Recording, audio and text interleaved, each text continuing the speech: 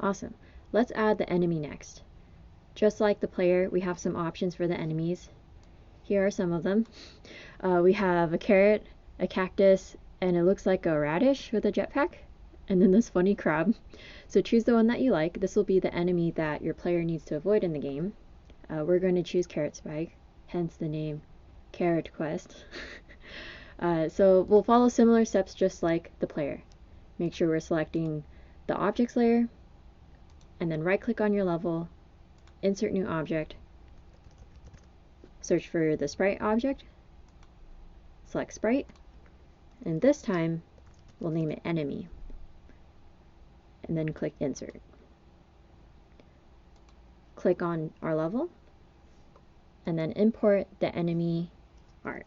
So I'll go back to the GMG Asset Pack 2020, except this time I'll go to enemies, and I'll choose Carrot Spike,